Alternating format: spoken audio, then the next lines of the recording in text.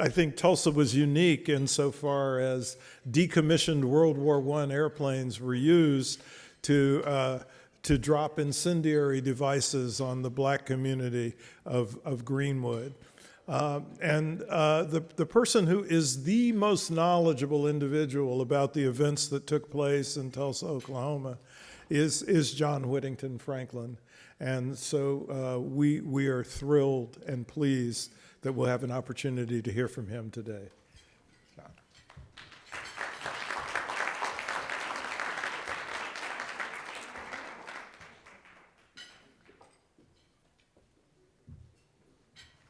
Thank you so much, Sandy. Thanks for this kind invitation to address you about Tulsa, but since we're looking at the legacy of forced migrations, we wanted to begin with the migrations in and out of Africa before we get to the Trail of Tears. That's why I was concerned that my images that I had sent are not up at the moment. I want you to think about the economic implications. Are you my assistant here? Yes.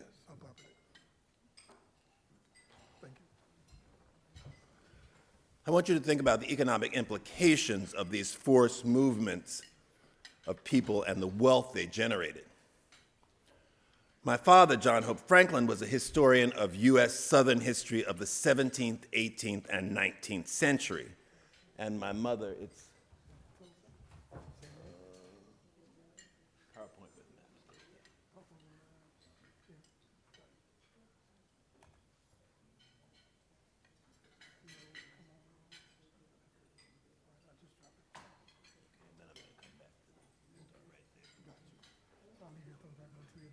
Okay, I'm just going to use a few, and then we'll switch to the other.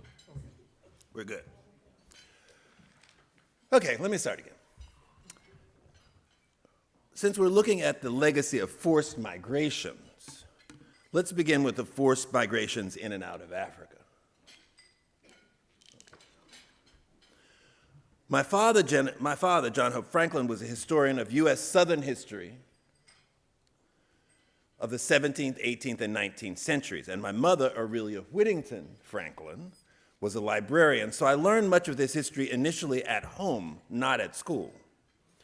My father taught Joseph Harris, now in his 90s, at Howard University in the early 1950s.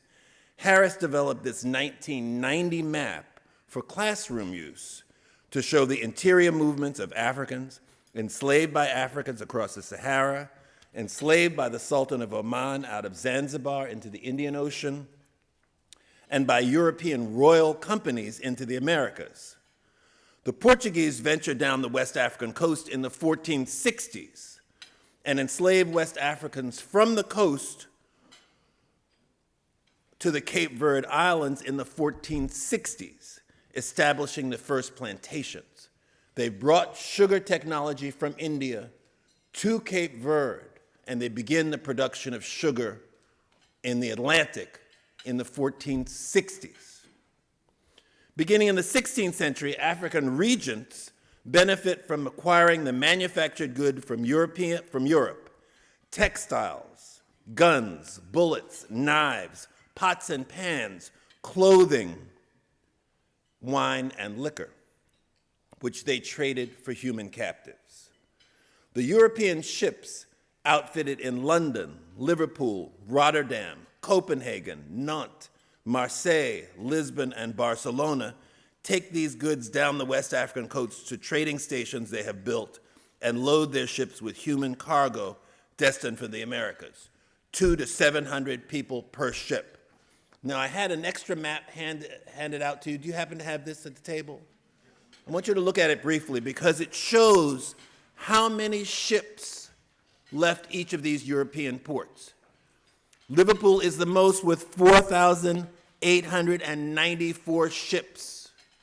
Liverpool builds the ships, outfits the ships, and then loads them. Bristol with 2,064, London with 2,700, Nantes down there on the west coast of France, 1,714, Bordeaux 480, Bayonne, Marseille, Lisbon, Cadiz, All of Europe is engaged in the slave trade, either providing the materials or providing the ships or benefiting from the investment. Those ships returned to Europe with products from the Americas: cotton, sugar, rum, indigo, coffee. Note that the Africans are taken from East Africa to the Americas.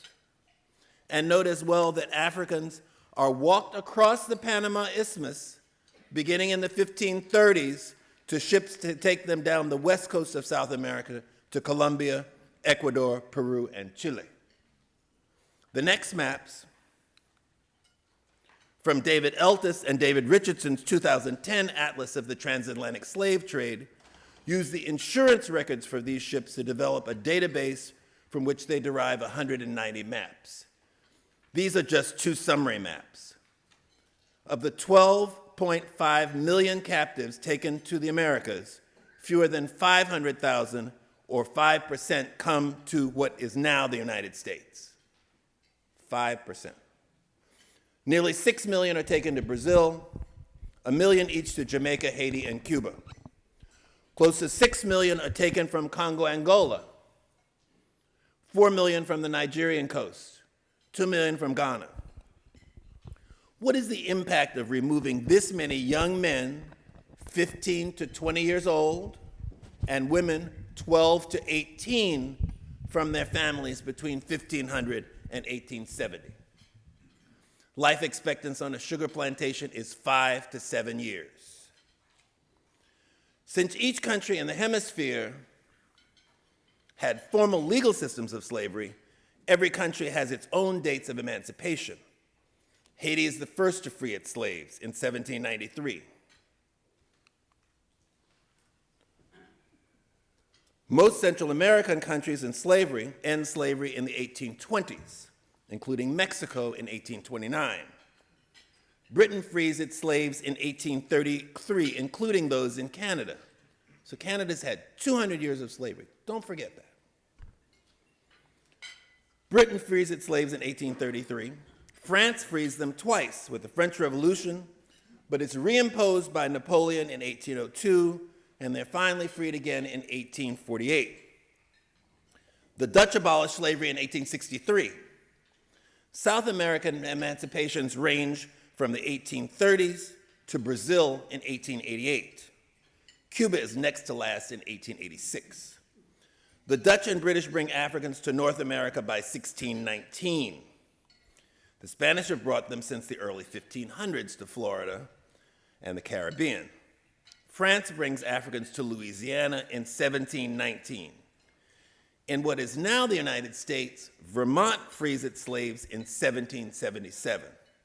Pennsylvania in 1780, New Hampshire and Massachusetts in 1783, Rhode Island and Connecticut in 1784, New Jersey in 1804, New York in 1827. The Emancipation Proclamation does not come until 1863, and poor Texans and Floridians do not learn of their emancipation until 1865. Free labor for centuries. This is the map of Washington in 1792, when where we are standing was all plantations. The names of the plantations are in large capital letters, and the men and women owners are in smaller print. Where we are right now in the Conrad was the Beals Level Plantation owned by David and James Burns. President Lincoln frees the 3,000 slaves of Washington, D.C. in April 16, 1862. So my paternal grandfather, David Birney, born in 1820 in Tennessee, is enslaved to the Birney Chickasaw family. The 5 so-called civilized tribes, Choctaw, Chickasaw, Creek, Cherokee, and Seminole, were all slave-owning tribes. Now we can switch to the other slide deck, thank you. When the United States Congress passed the American Indian Removal Act of 1830, it freed up 25 million acres of land for white farmers in Florida, North and South Carolina, Georgia, Alabama, Mississippi, and Tennessee. As a teenager, David Birney walked with his owner's family to Indian Territory in the 1830s. Thank you. This is it.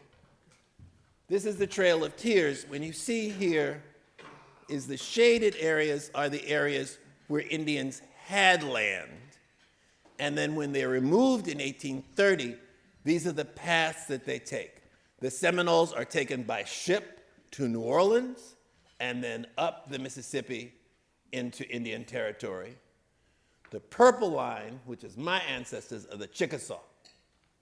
So the Chickasaw leave Tennessee, you see where Memphis is, and that purple line follows them then to the southern part of Indian Territory.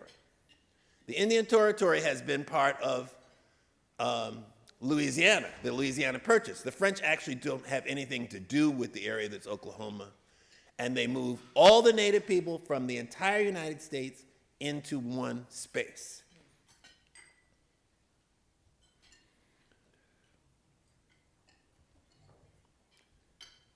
The tribes took their 5,000 enslaved Africans with them on the Trail of Tears.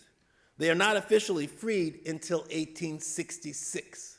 So that's why I went through all the different emancipations for you to understand that the native people freed their enslaved people last, even after the people in Texas, 1866.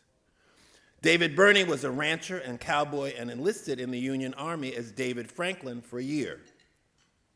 As a Chickasaw freedman in 1856, he married Millie Franklin, a Choctaw freed woman. According to my grandfather, by the end of 1863, he had accumulated many hundred head of livestock. He had under cultivation over 200 acres of land and one of the best orchards in the entire nation.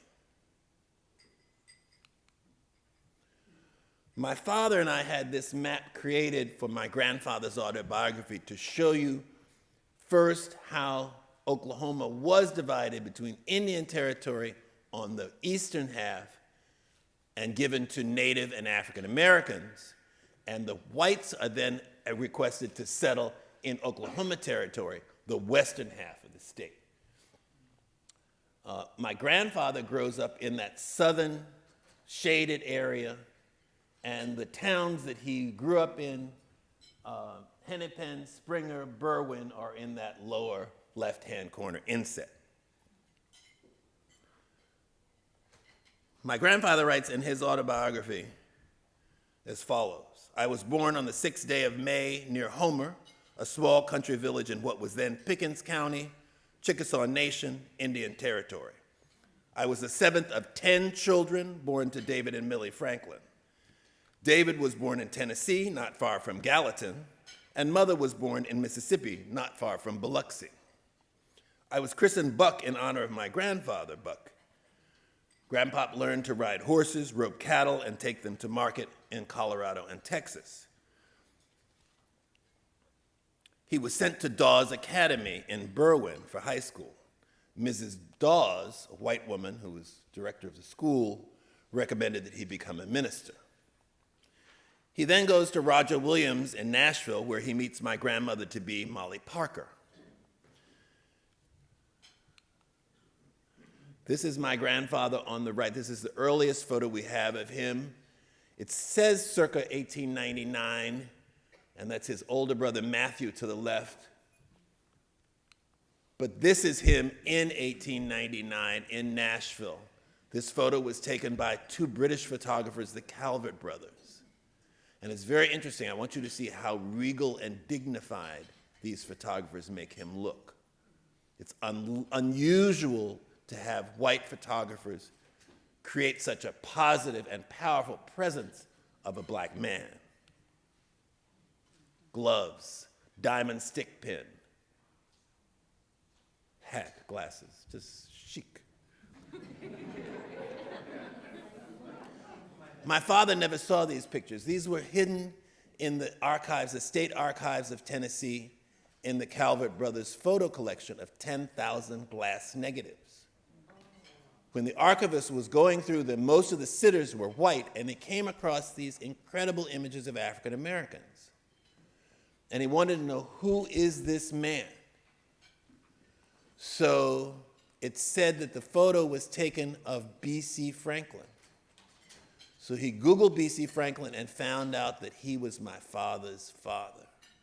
And so they sent the images to Duke, and they sent the images to the John H. Franklin Center in Tulsa.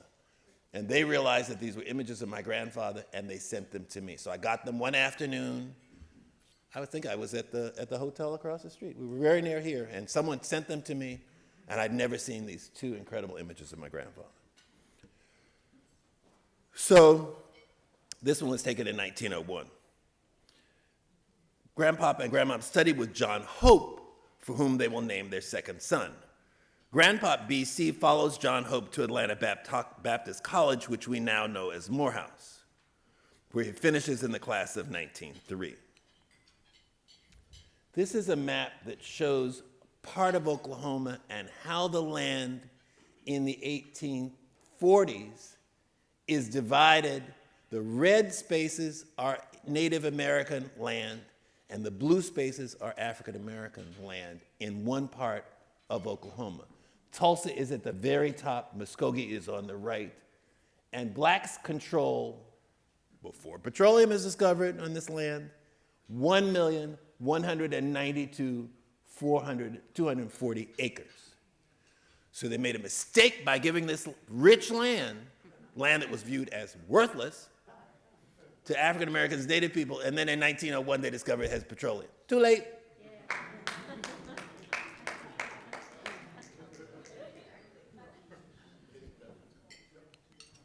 So here's Grandpop, second from the left, seated with a book on his lap with his 1903 Morehouse classmates. Oh, wow. That same year, he and Molly are married.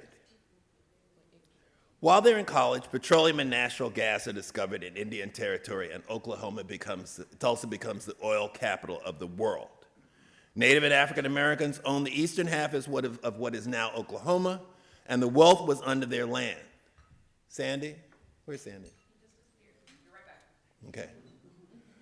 Tulsa also had at least 14 coal mines in the city limits, exploited between 1898 and the years after World War I. So this is our time period. I'm just recently learning of these 14 coal mines in the city on the side of town where African Americans live. I always wondered why it was zoned industrial and not residential. Now I know. My grandparents lived in Springer, where they farmed and taught school. In Ardmore, Grandpop apprenticed with other black lawyers and studied law by correspondence with the Sprague School of Law in Detroit from 1904 to 1907. He was admitted to the Oklahoma bar in December 1907, a month after statehood. Do you know what state resolution number 1 was passed by the Senate in 1907? To segregate transportation in all of Oklahoma. The first law passed by the new government. Here's Grandpa in front of his law firm in 1910 with his fellow attorneys. And he wrote in the caption, and that's his horse and buggy of that time. That's Grandpa's horse and buggy. This is the interior of their office. Notice the photograph of President Taft on the wall to the left. There's Grandpa on the left, he's 30 in the picture, and his other colleagues and their secretary. In 1912, they moved to the all-black town of Rentersville, near Muskogee. Working 3 jobs, friends encouraged Grandpop to move to Tulsa, which he did February 20th, 1921.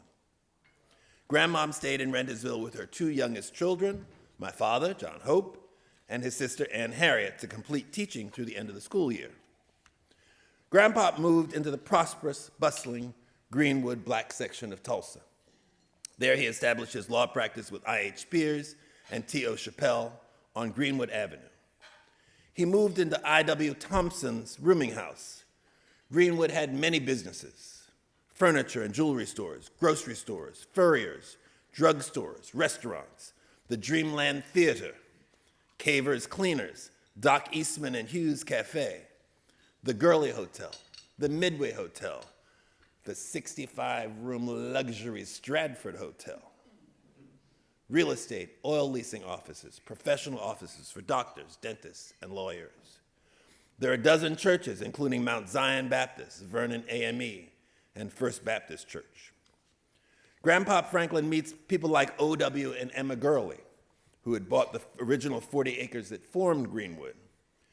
Gurley built the first two-story building that housed a rooming house and a grocery store. He met John and Lula Williams, who opened the East End Garage, an ice cream parlor, and the Dreamland Theater. He met caterer Cleora Butler and the Tulsa Star editor A.J. Smitherman. Greenwood is immediately north of the railroad tracks that separate downtown Tulsa from the black community. Tensions in America had been high since the Red Summer of 1919, following the end of World War I, when our troops returned home.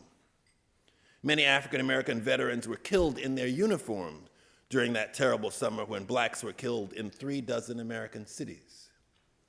The newspaper, the white newspaper in Tulsa, said, "Negro attacks white girl," premised to do anything. On May 31st, Grandpa recalls the following. It is also the commencement season, and the streets of the city are filled all day long with happy, innocent, carefree graduates, colored and white, walking proudly with their caps and gowns. The colored graduates are dreaming, building air castles. In their waking dreams, they see themselves rising higher, mounting higher and higher up the ladder of recognition and renown. I was puzzled, of course.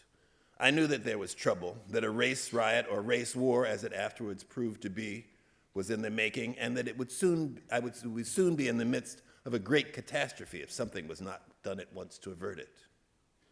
About midnight, I rose and went to the north porch of the second floor of my hotel, and looking in a northwesterly direction, saw the top of Standpipe Hill literally lighted up by the blazes that came from the throats of machine guns.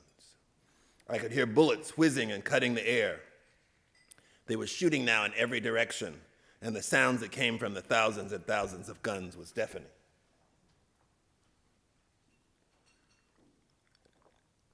When the eastern sky reddened, announcing the approach of day, I was still standing on the upper porch, thinking. And how different was the coming of this day from that of the day before. I reached my office in safety, but I knew that safety would be short-lived. I now knew the mob spirit. I knew, too, that government and law and order had broken down. I knew that mob law had been substituted in all its fiendishness and barbarity. I knew that the mobbists cared nothing about the written law and the Constitution, and I knew that he had neither the patience nor the intelligence to distinguish between the good and the bad, the law-abiding and the lawless in my race. From my office window, I could see planes circling in midair. They grew in number and hummed and darted and dipped low. I could hear something like hail falling upon the top of my office building. Down East Archer, I saw the Midway Hotel on fire, burning from the top. What an attack from the air, too? I asked myself. Lurid flames licked and belched their forked tongues in the air. Smoke ascended the sky in thick black volumes, and amidst it all, the planes, now a dozen or more in number, still hummed and darted here and there with the agility of natural birds of the air. Then a filling station farther down East Archer caught on fire from the top. I feared now an explosion and decided to try to move to safer quarters. I came out of my office, locked the door, and descended to the foot of the steps. The sidewalks were literally covered with burning turpentine balls. I knew all too well where they came from, and I knew all too well why every burning building first caught from the top. I paused and waited for an opportune time to escape. Where is our splendid fire department with its half-dozen stations, I asked myself. Is the city in conspiracy with the mob? Now that's downtown Tulsa, right up to where the fire starts. Then there are the railroad tracks. No white buildings were destroyed. Only north of the railroad tracks. That's where the homes were looted. That's where the buildings were destroyed. That's where the fires were set. Between May 31st and June 1st, the entire Greenwood neighborhood was destroyed. Hundreds were killed, 1,256 homes were destroyed, 35 acres of commercial and residential properties were destroyed. 10,000 were left homeless. Homes were looted of possessions, and businesses and churches burned in a day. Grandpop was rounded up by the white mob and interned in the convention hall, which is still standing, it's called the Brady Theater now, for several days. My grandmother had heard of the massacre and only days later received word from my grandfather that he was all right and unharmed. Everything he had prepared to receive his family was gone: money, clothes, personal effects. The only building left standing was the Booker T. Washington High School, which the Red Cross used as a hospital and to distribute food and supplies to the hundreds left homeless. Grandpop set up his office in a tent. There he is on the right, with I.H. Spears on the left and Effie Thompson as their secretary in the center. She is African American. Mrs. Thompson, a classmate of my grandparents from Roger Williams, who with their husband had lost her drugstore to the fire, asked if she could be their secretary until she and her husband could rebuild their business. Together, they processed insurance claims of the businesses and homeowners on Greenwood. None would be honored. The Tulsa City Council passed an ordinance requiring those to rebuild with non-flammable materials, which Grandpop successfully fought to the state Supreme Court.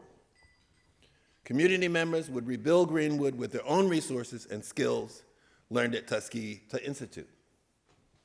That's just one image of the utter destruction. The trees are burned, and you see some tents in the distance. This is a photograph of a man photographing the ruins of his home. At least he survived.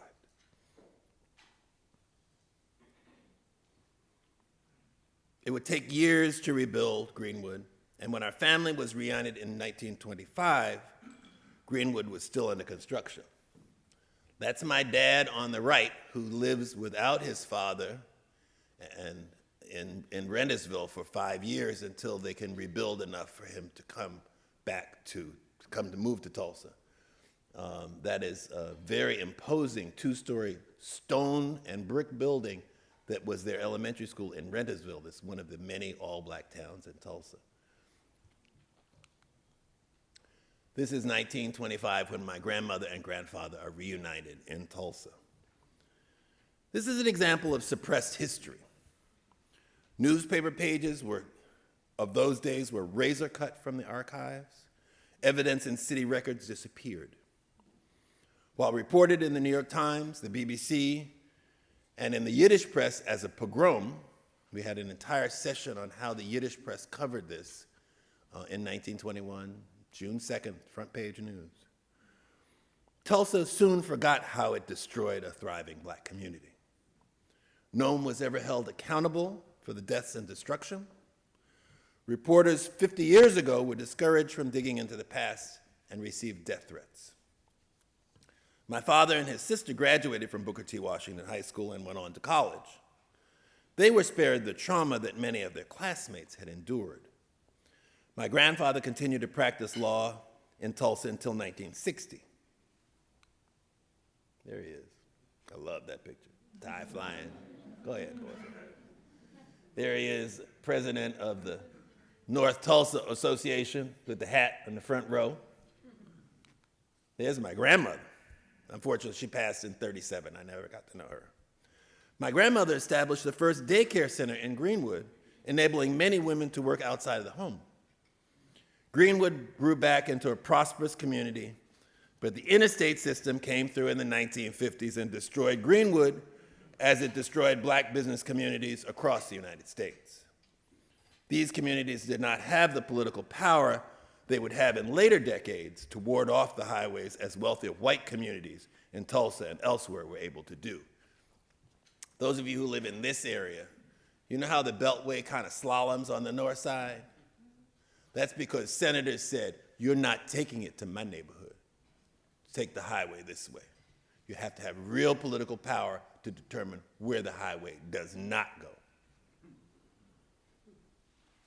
My father's older sister, Mozella, and today is her birthday. She was born in 1906, and today's the Smithsonian's 175th birthday.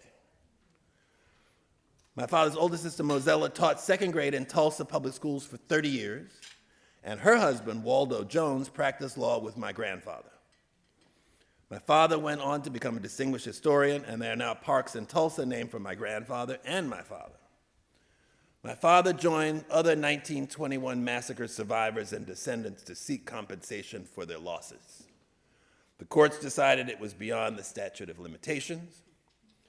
Dad said in 1903 in Tulsa during their lawsuit against the city of Tulsa, "We don't want to give up until we get justice. We're not looking for Cadillacs. We're looking for acknowledgement that people ran over us like dogs." In this year of the centennial, I've done my best to keep talking about Tulsa, educating the press, which is a full-time job, speaking to the BBC, Radio Canada, and appearing in many interviews. This year's 12th annual John Hope Franklin Reconciliation in America Symposium, held on or near the anniversary of the massacre, gathered scholars from around the nation to discuss what we know and still do not know about Tulsa in 1921. Thank you.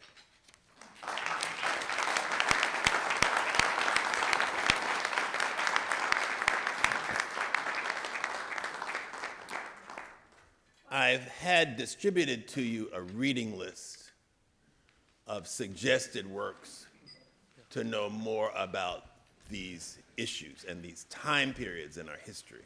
Yeah. John, are you willing to take questions? Certainly. Okay. I just wanted to briefly go over the list. Of course, I included 2 books of my father's here. His current co-author of From Slavery to Freedom is Evelyn Higginbotham. So there's a 10th edition that has come out of From Slavery to Freedom. Ebony and Ivy is essential to understanding the history of slavery in all of our universities from the 18th, 17th, and 19th century. Slavery by Another Name helps understand this period between the Civil War and World War II. We often skip that era, and that's the era where we are truly re-enslaved after the Northern troops are removed from the South in 1877. We have no more protection, and any sheriff can arrest you, your mother, your child, and you disappear. You're sold into slavery. The Color of Law. We were watching a webinar of The Color of Law with Richard Rothstein when the Capitol invasion occurred. And he explains how the American government segregated the entire nation, not just the South, California, everywhere. The Warmth of Other Suns and Caste are 2 key books by Isabel Wilkerson. I am working with a group of lawyers now going through both 400 Souls, which takes 5-year segments from 1619 all the way up to 2019 and tells you what happened to African Americans in those 5-year segments. It's brilliant. The Warmth of Other Suns, of course, traces African American migration in the 30s, 40s, and 50s. Homegoing by Ya Gyasi is a novel that traces 2 women born of the same mother. One is married off to the captain of the slave castle in Ghana. The other one is sold into slavery. And each chapter traces a different generation of those 2 women's children. It's a powerful novel. My Life and Era and Mirror to America are both my grandfather and my father's autobiography.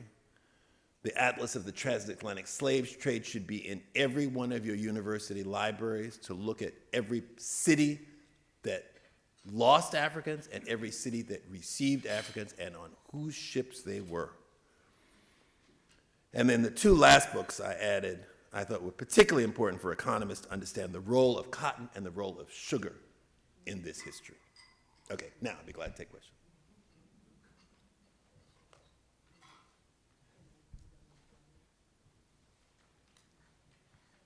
I know half of you, now come on. Please. So I hope you don't mind, it's a personal question.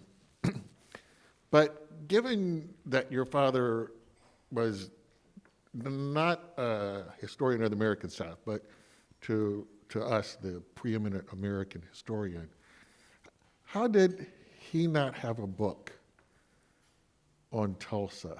Was it that it was too personal, too close, too traumatic? I'm just trying to grapple that his skills would have given us, I think, many of the answers you say we still don't know because of his abilities. Well, my father had a love-hate relationship with Tulsa. Tulsa was one of the last places to recognize him as a historian, one of the last places to have an autograph party for his autobiography.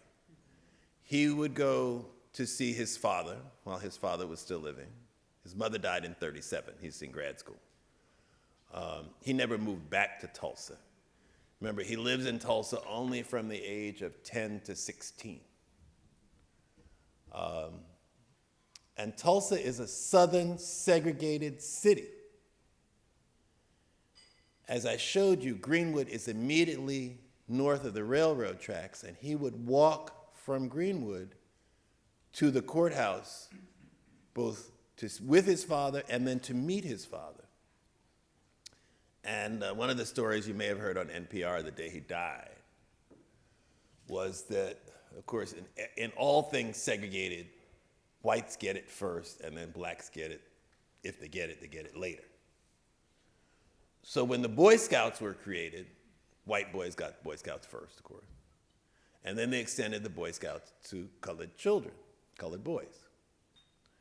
So Dad is walking down from Greenwood to downtown on his way to the courthouse, and he's trying to do a good deed every day, as you're taught, right? So he sees an elderly white lady with a white cane waiting to cross the street. And he said, here's my opportunity, do a good deed. So he walks up to the lady. Now, she's visually impaired because she has this white cane, okay? Just remind you of this. And he says, ma'am, may I help you across the street? She said, oh, yes, please help me cross the street. So he takes her arm, and halfway across the street, she says, are you white or colored? Now, she can't see. He said, I'm colored, man. She said, take your filthy hands off of me. So he abandons her in the middle of the street. That's not a welcoming place to live. So after my father's father died, he would go once a year to see his sister. And they'd catch up on so-and-so, and so-and-so, and so-and-so, and so-and-so. And then he wouldn't go back to Tulsa until the next year, August 10th, for her birthday. So he writes about Tulsa in his autobiography as a part of his life story, leaving Reynoldsville, learning that his father had survived the massacre. And then he talks extensively about the high school and the principal and how the teachers, in spite of trying to rebuild this city and have second-class textbooks and second-class school, no swimming pool, so he can't learn how to swim. This is a problem with black men and women across the nation. The schools didn't have pools, and so they never learned how to swim, and so he couldn't get the Eagle badge for the Boy Scouts, because you have to have a life-saving badge. So we recorded for StoryCorps that story of him crossing the street with a lady, and NPR played that the day he died. He fought with the city government, as I fight with the city government, to give adequate care to the park named for his father. And then Karen and I have been monitoring how they take care of the park named for him. When 45 staged his rally there last year and brought both Juneteenth and Tulsa to the awareness of people who did not know about either, where the crowd was waiting for the rally and sleeping out overnight was 1 block from where my grandfather was detained and only about 3 blocks away from the park. And I worried that if they discovered there was something that could be defaced, they might displace themselves from waiting and go and deface the park, which Ed Dwight designed. It's a beautiful park. And I called Tulsa and I called my people, and they said, the park is completely surrounded by Tulsa police. No one will damage the park. This year, the centennial, the mayor 2 years ago agreed to begin to excavate for mass graves. And indeed, that's still ongoing. They last week reinterred many of the people whose coffins they found. They found one person particularly who was clearly the victim of gunshot wounds both to the head and to the back. They found 8 infant coffins, which I was not anticipating that. So there are many reasons not to go back to Tulsa. And he went, and I started going when I was 2, and Karen and I go for the 2 events that occur there every year in his honor, the Reconciliation Symposium, and then there's a reconciliation dinner the Thursday before Thanksgiving. One of the great joys we've had recently is speaking to the teachers, but more importantly, to the pre-K to 5th graders in the John Hope Franklin Elementary School. And I take pictures of my daddy when he was their age to share with the children and talk about what his life was like as a 6-year-old, 7-year-old, 8-year-old, 9-year-old, till he graduates. And so we have fun sharing those stories with the children. Other questions, comments?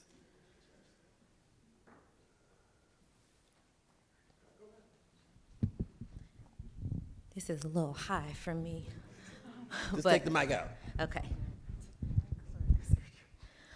Thank you so much for the presentation. So I'm fascinated with the relationship between identity and cooperative economics or insular cultural economic ecosystems.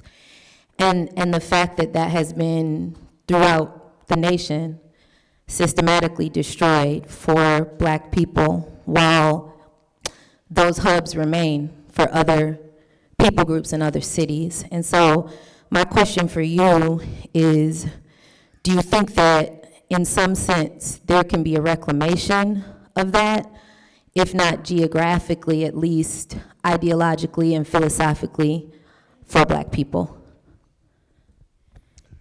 Well, recreating the history of these Black business districts is so key. I'm sorry I missed the presentation on Durham this morning. But I want to encourage, and Sandy and I are in discussion with this, about encouraging people to study the history of all these different Black business districts across the United States prior to their destruction by the interstate system and the rise of the suburban mall, which of course disfavors these smaller businesses as the malls are growing all across America. I fought to have this story told in the National Museum of African American History and Culture because we felt there are stories that people do not know about and communities they're not aware of.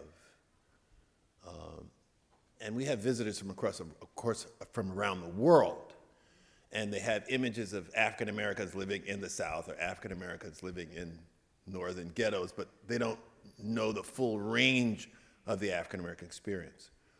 So we have a section of the museum called The Power of Place that shows place-specific, time-specific stories. And I agitated, not as a curator, but as a staff person, to have the Tulsa story told. And part of the problem with a lot of our local histories is that they remain local and are not known at the national level.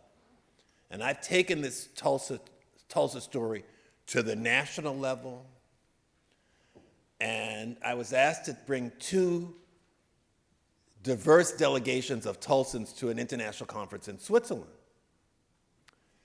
in 16 and 17. And when I took the footage, the silent footage of Tulsa, of Greenwood smoldering, the people from around the world assumed this was Europe after World War II. I said, no. This is the United States in 1921, the result of white supremacy. And so you have to lift these stories up out of their locale and make the people in the community understand this isn't just a local story. And I fight with people in Tulsa all the time. I said, this is not just a local story. This is a national story. This is an international story. And in the centennial year, I thought it was even more important, as I said, educating the media. And all the stories that you've heard about Tulsa this year, have any of them mentioned oil and natural gas? No. They think it's just a black circulation of wealth. But where's that wealth coming from? If you own the eastern part of the state and there's oil under your land, where are you going to spend that money? You can't go to New York. So you go to Tulsa. And it's Tulsa where you're going to buy the things for your home that you're going to take back to other black towns or wherever you live. But the news media have missed that part of the story. And Sandy, that's why I thought it's so important for us to realize also that we're dealing not just with oil, the history of oil and gas, we're dealing with coal. And Karen and I did a presentation in Pittsburgh, and I was studying the coal mines where her family worked. And some of those coal mine magnates are then attracted to the energy possibilities in Oklahoma and move from Western Pennsylvania to Oklahoma, and one man acquires 300,000 acres. And you know he's becoming rich. Yes. Okay. Thank you very much for the presentation. Following this, there's a lot that I was definitely not aware of. The latest news that I've heard of is that there was a bill introduced for reparations, specifically for the survivors and the descendants of the Tulsa massacre. So I don't know if this is something you've been involved in or you've been having conversations with politicians about, but if you have, can you share thoughts on that, just generally? Is this something that you think would be an important part of this effort to get this out there? Specifically, the ones, of course, I was just talking to Kirsten about this. There is reparations, as Sandy and Kirsten have been talking about, broadly, but then there's this new bill that was just introduced, I think this year, specifically for Tulsa. And survivors and descendants of Tulsa. So I don't know if this is something that you've been I'm not familiar with the legislation. I know that there have been some new survivors that have appeared. And they stole a lot of thunder around the centennial. And we wondered, where were they in the 90s, in the 2000s, when all the descendants were still alive and would come here to Washington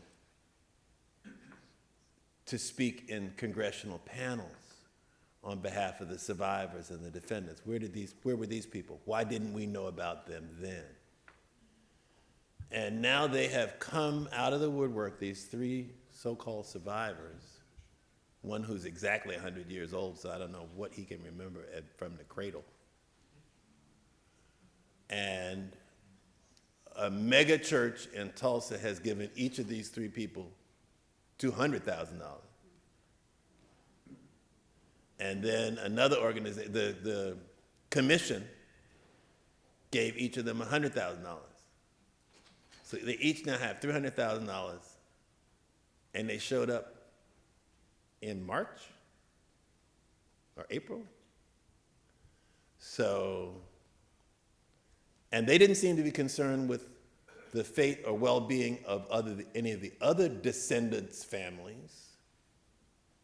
So it's a very strange set of circumstances that these people have just appeared And they'll be able to garner so much attention and visibility and money.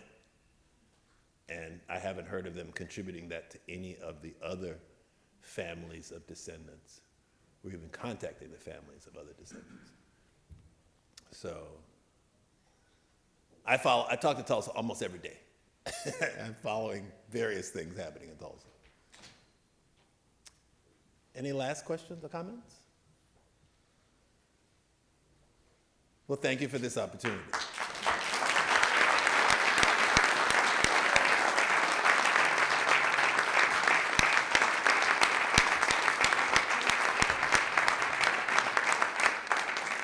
There's another question?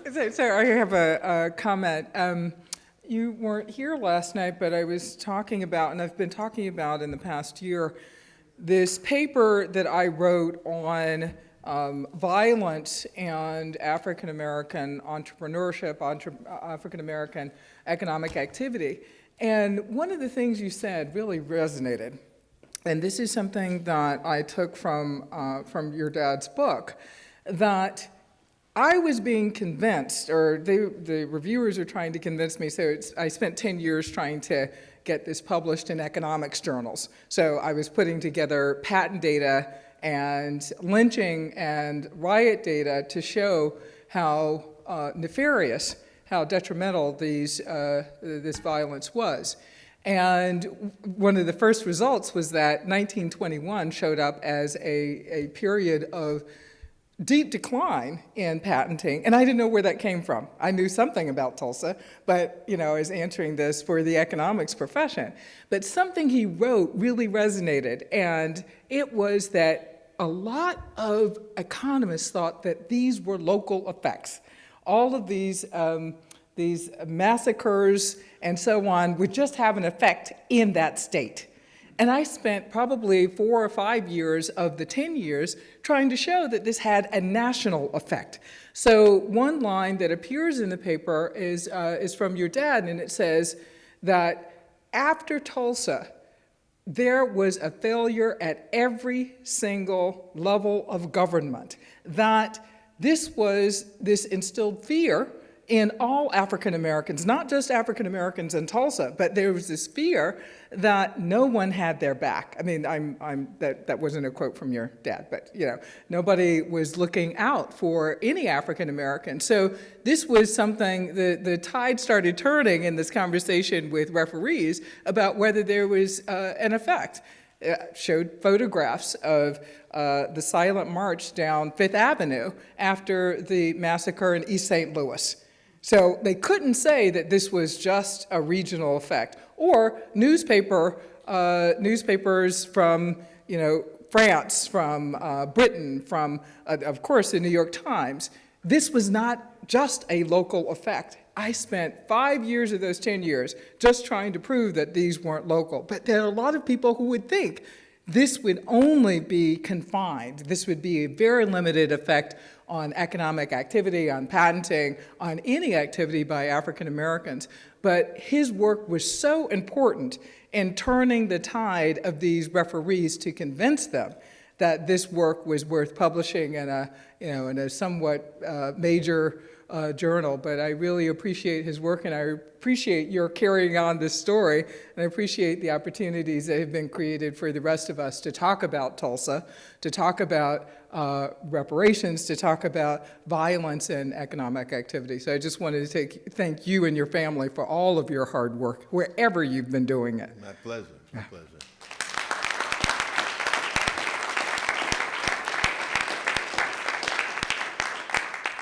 In the same way that Hurricane Katrina created a diaspora, Tulsa massacre created a diaspora, and people fled the area in terror.